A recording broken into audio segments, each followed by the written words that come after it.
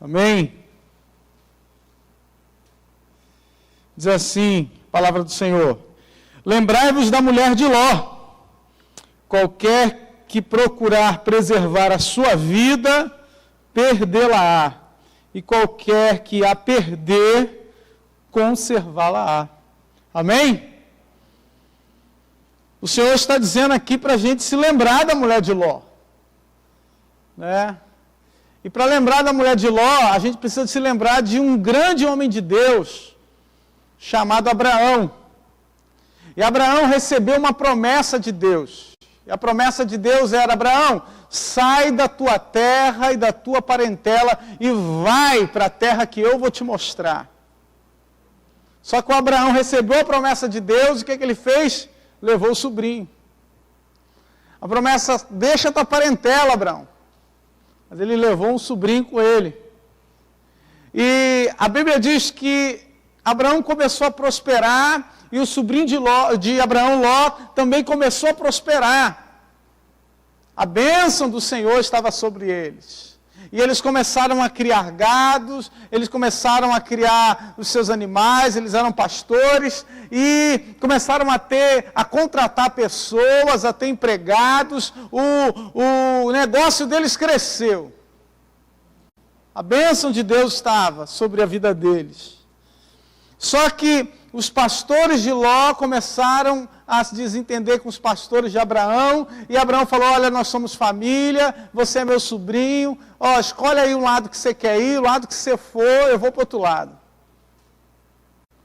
E Ló, a Bíblia diz que ele olhou para as campinas, olhou para o lado, para a pastagem boa que havia na região de Sodoma e Gomorra, e ele escolheu aquele lado. E Abraão fez conforme havia prometido, foi para o outro lado, e de certa forma foi a oportunidade para que a bênção de Deus se cumprisse na vida de Abraão. Ele seguiu o seu caminho, Ló seguiu outro caminho. Até que certo dia Abraão estava de frente à sua tenda, estava trabalhando, de repente passaram 3 homens numa teofania, Gênesis capítulo 18, e fala com Abraão. Abraão oferece alimento para eles, Abraão oferece água, Abraão oferece descanso, Abraão manda a mulher dele preparar, Sarai, preparar um bolo para aqueles homens, um café para que eles pudessem comer, e oferece o melhor para eles, mas na realidade aquilo era uma teofania, era uma manifestação de Deus, era Deus que estava falando com Abraão. E Abraão, nessa conversa, eles fazem uma promessa: Abraão, não importa a idade que você está, você vai ser o pai de muitas nações e a sua mulher vai ficar grávida. E Sara ouviu isso de dentro da tenda, começou a rir. Como é que pode Ou, se eu não me engano, Sara tinha 85 anos. Como é que eu vou ficar grávida? E o anjo viu o que estava no coração de Sara. E, queridos, nesse processo, nessa conversa, aqueles homens foram ver o que estava acontecendo na terra, foram simplesmente verificar, falam para Abraão, e então Abraão entra no mistério com Deus, começa a interceder com Deus. Abraão se torna ousado diante do Senhor, porque havia o Senhor dito para Abraão que iria destruir a cidade de Sodoma. Então Abraão pergunta então para Deus: mas Senhor, se tiverem 50 justos naquela cidade, o Senhor vai matar o injusto junto com o justo? Abraão começa a interceder pela cidade com o propósito de salvar o seu sobrinho, com o propósito de salvar a sua família. E Deus então, ouvindo a oração, a intercessão de Abraão, diz: é claro que se tiver 50 justos lá, pode ficar tranquilo, Abraão, que a cidade vai ser poupada.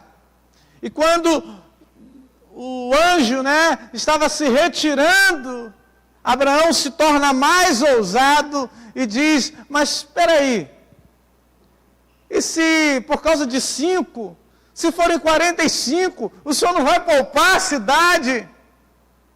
Muitas vezes nós somos imprecisos, ou limitamos aquilo que Deus pode fazer, e daí a gente pensa: nossa, mas eu poderia ter pedido mais. Nossa, mas eu podia ter clamado mais a Deus, ou ser mais específico, ou não limitar aquilo que Deus podia fazer, porque que Abraão queria na realidade era salvar a vida da família dele. Queria guardar a vida de Ló e dos seus familiares. Na realidade, Abraão foi barganhando com Deus com a intenção de chegar pelo menos a 4. Que era Ló, a mulher e as 2 filhas. As filhas, aliás, que já estavam sendo preparadas para se casar. Só que antes disso acontecer, quando chega no número 10, o Senhor, desaparece, e Abraão ficou com aquela conversa com Deus, aquela intercessão com Deus fechada no número de 10. Se tivessem 10 justos na cidade, o Senhor pouparia a cidade. Porque Abraão não foi direto, Abraão foi, de certa forma, barganhando com Deus, conseguindo ali com Deus um desconto, uma parcela, uma benevolência de Deus com relação ao seu pedido. E o texto, de Gênesis capítulo 19, vai falar do momento em que os anjos, entram na cidade, se encontram com Ló. Ló também prepara algo especial para eles. Eles entram na casa de Ló. Quando os moradores da cidade, cegos pelo pecado, cegos pela corrupção, cercam a casa de Ló para pegar aqueles homens e ter relações sexuais com eles. E queridos, nós vemos nessa história que o Senhor, apesar do ambiente em que nós estamos inseridos, sempre guarda a sua igreja. Apesar do lugar, da cidade, do ambiente que nós estamos, o Senhor guarda aqueles que são seus. O Senhor guarda o seu povo. E nesse processo para tirar Ló da cidade, porque ele não queria sair, quando ele falou com os genros zombaram de Ló, os futuros genros. Eu fiquei pensando, que partidão esse que essas meninas iam arrumar, hein? O livramento de Deus. Que só misericórdia. Porque eles estavam vendo toda a situação, viram o relato do sogro, viram o que estava acontecendo, mas eles não se preocuparam. No outro dia, o anjo acordou a família e disse: é agora, vocês têm que ir. Vocês têm que sair. E eles então alertam a Ló e a sua família, dizendo: olha, vocês têm que fugir, não podem olhar para trás e não podem parar. Vocês têm que deixar essa vida que vocês estão vivendo aqui hoje, ir na direção que o Senhor está mandando, e vocês não podem parar e não podem olhar para trás. E esse recado foi o recado de Deus para Ló e para sua família. Foi o recado de Deus para a mulher de Ló. Por isso que quando o Senhor está falando aqui, para nós nos lembrarmos da mulher de Ló, é porque o Senhor nos manda ir sem parar e sem olhar para trás. O Senhor manda a sua igreja avançar sem parar e sem olhar para trás. O Senhor manda você amanhã, quando você começar a trabalhar, quando você começar a fazer suas atividades, quando você encontrar pessoas na rua, você tem que avançar, não parar e não olhar para trás. Porque você serve a Deus. Porque você é servo do Deus vivo. Você serve ao Senhor. Aleluia. Deus te chamou para isso. Glória a Deus. Agora pensa, meu irmão, o que Ló estava deixando, o que a mulher de Ló estava deixando. Né? Ele saiu da presença de Abraão porque o seu gado era enorme. Os seus pastores estavam brigando, entrando em contenda com os pastores de Abraão. Eu fico imaginando que esse tempo que Ló esteve em Sodoma, que a prosperidade de Deus ainda deve ter aumentado mais ainda aquilo que ele tinha. A sua casa com certeza era uma boa casa, né? Ele devia morar num lugar legal, devia ter bens, devia possuir grandes coisas, tinha uma história já naquela cidade. Agora Deus fala, não, deixa tudo isso aí, Ló, e corre para uma montanha que não tem nada. Se pelo menos, querido, fosse a Floresta da Tijuca, se fosse, né, direção lá a Petrópolis, Teresópolis, sei lá, um lugar que tenha árvores frutíferas, que tivesse um rio, tivesse alguma coisa, mas um monte que não tem nada, só pedra. Larga tudo isso aí, Ló. E corre na direção daquele monte ali, sem parar e sem olhar para trás. Queridos, é por isso que o Senhor nos chama a viver pela fé. É por isso que o Senhor te chama a viver pela fé. Porque pela fé nós temos que abrir mão de coisas que nós gostamos muito, que nos trazem satisfação, que nos trazem prazer, que nos trazem um certo conforto. E muitas vezes nós temos que ir na direção daquilo que é duvidoso. Muitas vezes o Senhor nos chama para ir na direção de algo que nós não sabemos o que vai nos esperar. Ló olhou para aquele monte e disse, não, pelo menos nos manda para aquela cidade ali. Então eles permitem que ele vá para uma cidade chamada Zoar. Porque aqui nesse monte aqui não tem nada, Senhor. E queridos, às vezes nós ficamos, né, com a nossa... O Senhor estava poupando a vida de Ló, estava poupando a vida da sua família. E às vezes nós precisamos abrir mão de algumas coisas nessa terra para que a gente possa ganhar a nossa eternidade com Deus. A gente precisa abrir mão de algumas coisas para que a gente possa ter a vida eterna com o Senhor. O que estava em jogo não era o material. O que estava em jogo aos olhos de Deus era o espiritual. E muitas vezes nós focamos tanto no material que nós nos esquecemos que temos uma vida espiritual para cuidar. Nos esquecemos que temos uma vida com Deus que precisamos cuidar. Esse Ló, a sua família, as suas filhas, aquela mulher, eles estavam deixando tudo para poder agora ter um relacionamento vivo com Deus. Um relacionamento pessoal com Deus. Eles agora estavam sendo guiados por Deus. O anjo pegou pela mão. Quem não ia gostar aí? Receber uma revelação de Deus, o anjo te pegar pela mão, não, filha, faz assim, vai para lá. O anjo te acorda, não, vou acabar com tudo, não, mas eu vou te salvar, vem cá, que maravilha. Agora eles estavam com os olhos espirituais abertos. E meu irmão, tudo que você precisa na vida é ter os teus olhos espirituais abertos para o que Deus vai fazer, para o que Deus vai realizar.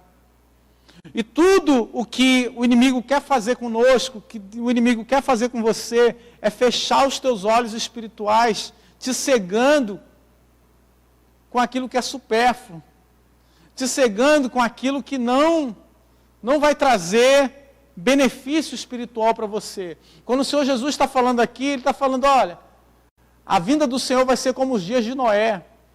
E Ele complementa dizendo, a vinda do Senhor também vai ser como nos dias de Ló. Quando o Senhor destruiu Sodoma, porque vai ser de repente, mas perceba que vai ser de repente para aqueles que não têm comunhão com Deus. Porque para aqueles que têm comunhão com Deus, o anjo vai acordar. Para aqueles que têm comunhão com Deus, o anjo vai tomar pela mão. Aqueles que são a igreja do Senhor, o anjo vai conduzir para fora. É o anjo que conduz a igreja, é o Senhor quem conduz a sua igreja. Então, o Senhor fala que nesse dia, nós temos que deixar tudo para trás. Então Deus está falando para você, querido, nós precisamos viver todo dia como se fosse a vinda do Senhor. Então todos os dias nós temos que deixar para trás.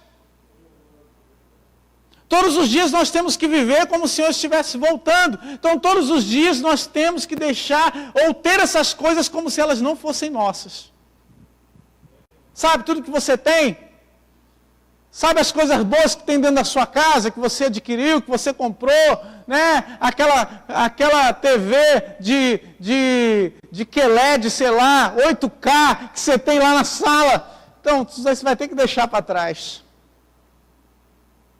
Agora, você tem que estar pronto. A sua igreja, a igreja do Senhor, tem que estar pronto. E meus irmãos, nós vivemos um tempo em que temos a revelação do Senhor.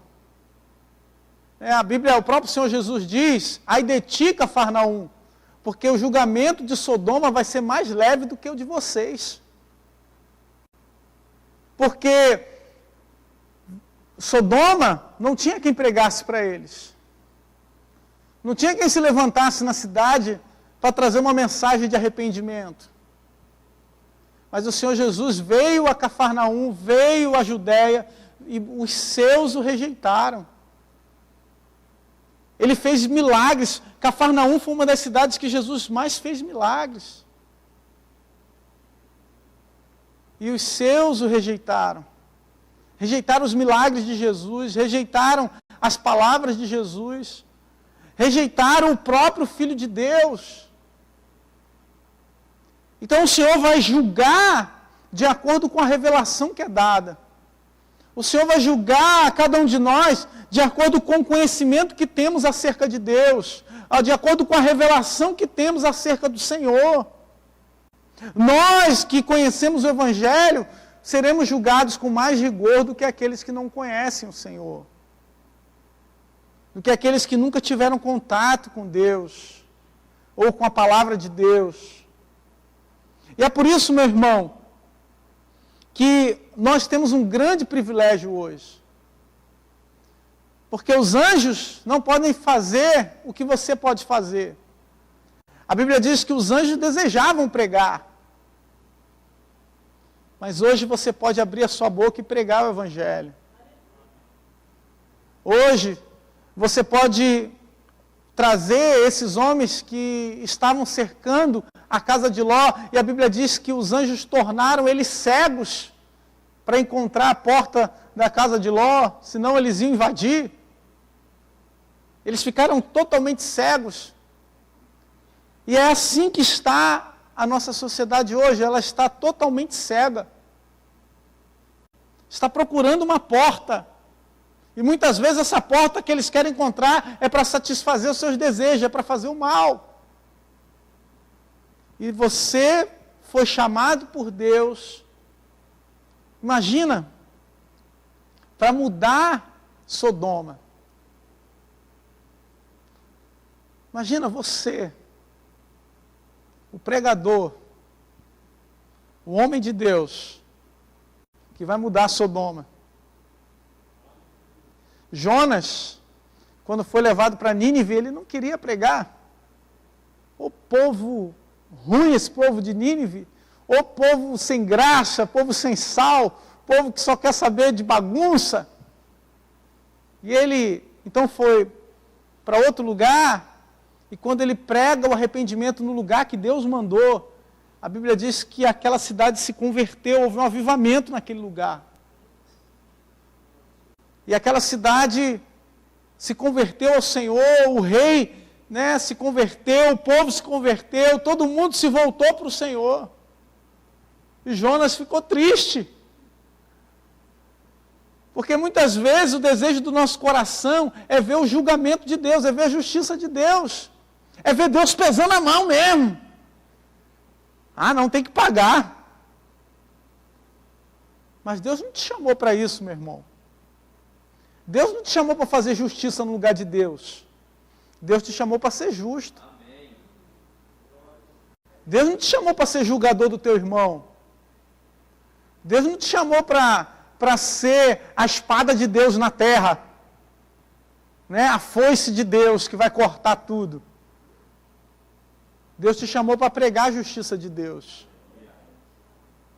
Deus te chamou para chamar, né? Venha, Senhor, o teu reino sobre nós. Deus te chamou para estabelecer o reino de Deus na terra. E quando nós pregamos a palavra de Deus, sim, nós cortamos as ligaduras do inferno, nós jogamos por terra as cadeias que prendem, mas espiritualmente. Por isso a nossa luta, ela nunca, né, às vezes nós temos sim uma dependência, né, natural, mas a nossa luta ela não é natural, ela não é normal, carnal. A nossa luta ela é feita com armas espirituais que são poderosas em Deus. A nossa luta ela é nos lugares celestiais. É como o pastor pregou aqui no domingo, ela é guerreada por meio da oração. Ela é vencida na oração. Então, primeiro você vence no joelho, meu irmão. Depois você vence na vida real. E é por isso que nós estamos orando aqui. E eu quero terminar orando pela sua vida, orando por nós, pela igreja. Porque nós estamos aqui com um propósito, queridos. O propósito de interceder. Nós estamos aqui com o propósito de clamar ao Senhor. De clamar pela justiça de Deus sobre a nossa nação, sobre o nosso povo. Clamar para que o Senhor faça a sua justiça, para que o Senhor cure, para que o Senhor restaure, para que o Senhor que tem a vida, né, sopre a vida sobre aqueles que estão necessitados, aqueles que estão acamados. Nós estamos aqui clamando pela justiça de Deus. Certa vez os discípulos falaram: Senhor, o Senhor não quer que a gente peça para o Senhor mandar fogo do céu sobre essa cidade? Né? Jesus queria passar por Samaria, e os samaritanos não quiseram deixar Jesus passar. E João e Tiago, João, que mais tarde ficou conhecido como apóstolo do amor, ele falou para Jesus isso: a gente pode fazer essa oração agora, Jesus. E cai fogo do céu aí, queima tudo. E o Senhor Jesus diz: olha, vocês não sabem de qual espírito vocês são. Eu não vim para destruir o homem, mas eu vim para salvá-lo. A minha manifestação, a manifestação da graça de Deus é para salvação, queridos. A graça de Deus, né, que é muito mais rigorosa do que a lei, que eu estava até comentando com os jovens ontem, que na lei você era condenado por aquilo que você fazia. Se você roubou, devolve. Né? É olho por olho, dente por dente.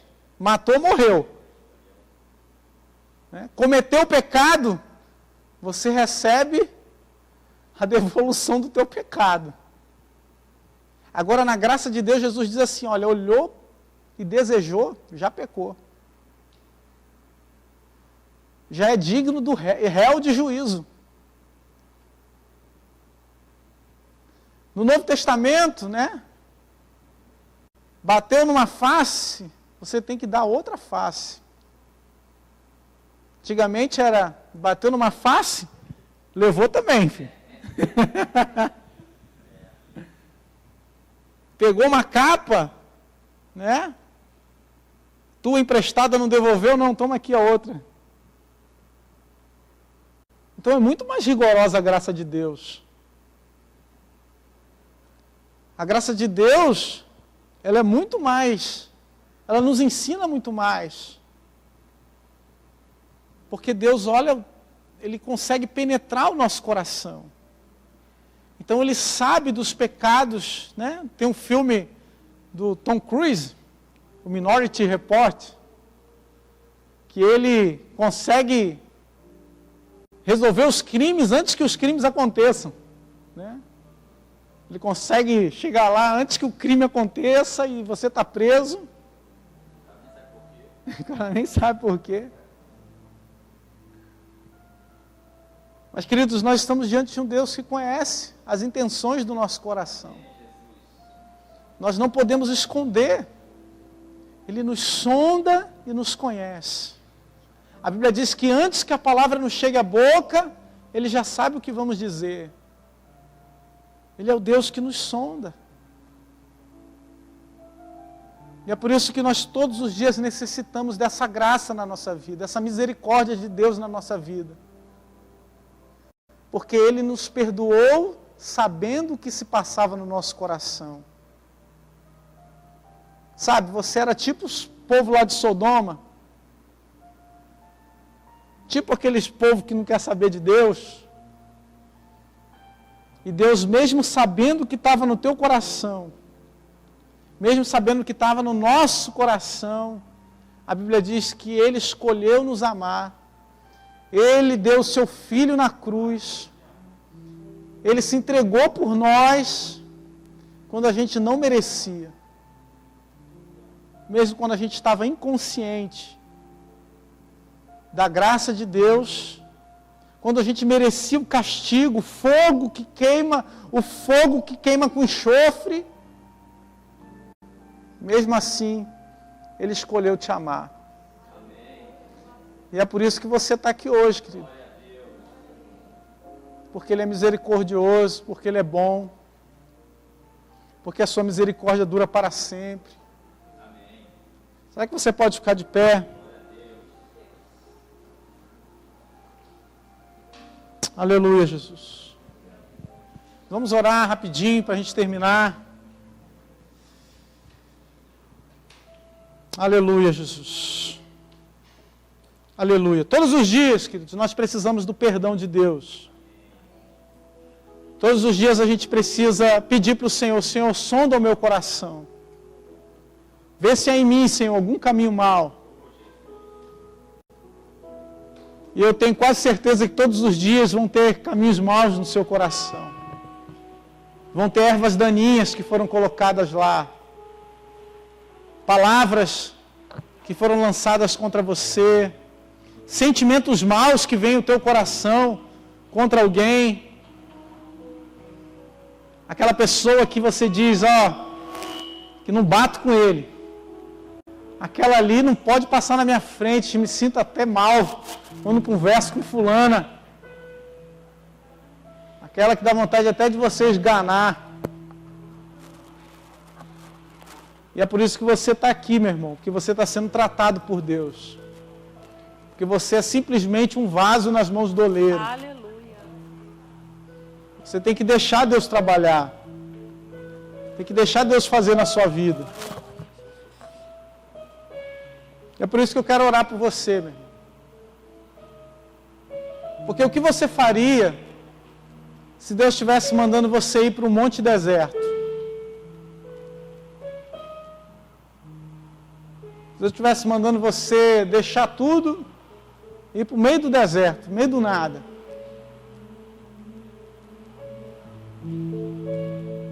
Ô Senhor, meu Pai, em nome de Jesus, Nós nos apegamos a coisas, nós nos apegamos a pessoas, nós nos apegamos, meu Pai, a situações que não acrescentam nada na nossa vida, Pai. Não acrescentam, Pai, na vida eterna. Não podem, Senhor Deus, nos trazer nenhum refrigério na eternidade, Senhor. São muito boas aqui. Elas satisfazem a nossa alma, satisfazem os nossos desejos, as nossas vontades. Mas, Senhor, nos afastam de Ti, nos afastam da Tua presença, nos afastam, Senhor, do centro da Tua vontade, Pai. E é por isso que muitas vezes nós precisamos subir um monte, como Jesus fez.